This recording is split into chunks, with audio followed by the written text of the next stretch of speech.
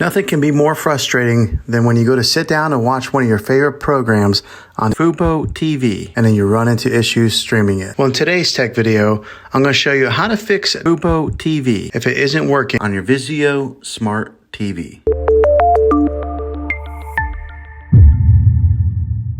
Let's see if we can fix your problems and get your FuboTV back up and running as quickly as possible. The first one, it's the easiest one to try, and that's to unplug your TV from the wall outlet and wait 60 seconds. Now don't be impatient here, wait the whole 60 seconds, then plug it back in. This is very different from turning your TV on and off with your remote control. This is what we call a hard reset of your TV, so make sure you do this method. If that doesn't work, then find your router that is giving you Wi-Fi and unplug the power to that for 60 seconds. Then plug it back in. If it fixes it, great. If not, let's go ahead and move on to the next method. Try deleting the FuboTV on your TV. Apps are located on your system and remove the app altogether. Then reinstall it again. After you reinstall it, you might have to log back in with all of your credentials, but hopefully this will work. And if that doesn't work, then I recommend buying an affordable Roku stick, Fire Stick, or Apple TV 4K.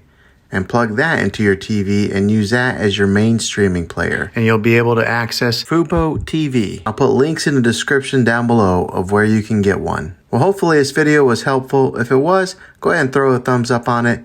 Go ahead and subscribe to my channel. I make tech videos all the time, and I would love to have you back in the next one. Take care.